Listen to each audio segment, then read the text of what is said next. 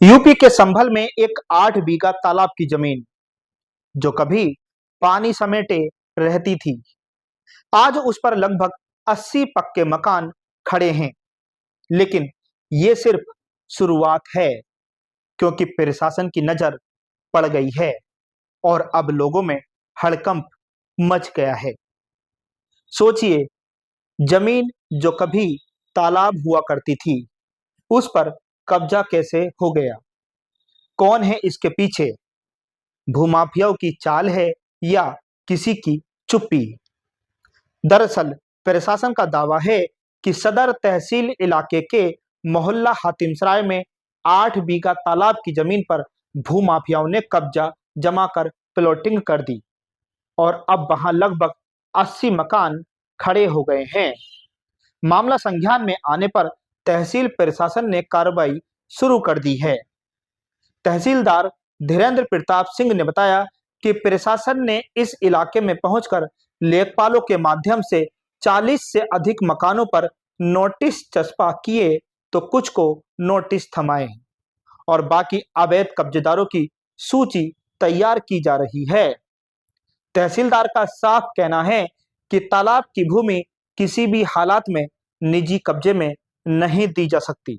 ग्राम हातिमसराय में लगभग 8 बीघे भूमि पर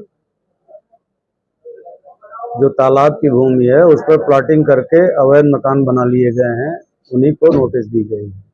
किस तरह का नोटिस दिया गया है? कितना समय इन लोगों को दिया गया है? 15 दिन का समय दिया गया है कि इस तालाब की भूमि पर किसकी अनुमति से आप लोगों ने मकान बनाया है।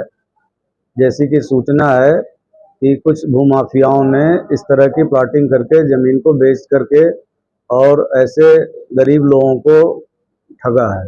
कितने लोगों को ही नोटिस दिए गए हैं और नोटिस का जवाब नहीं देते हैं तो किस तरह की कार्रवाई की जाएगी?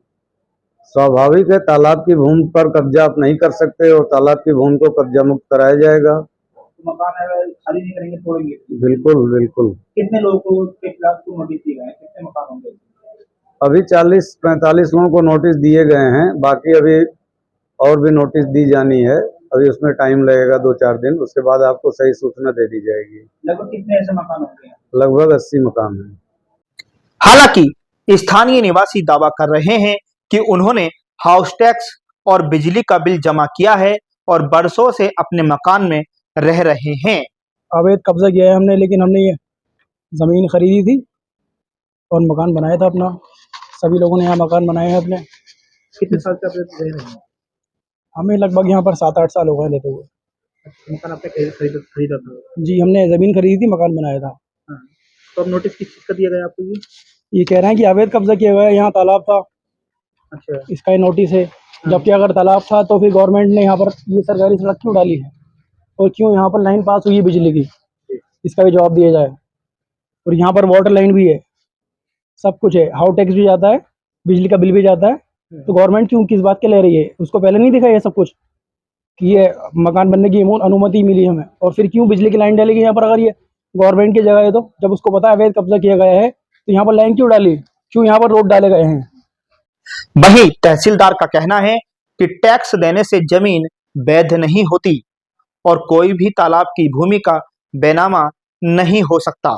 तालाब की जमीन पर इन्होंने मकान कैसे बनाए?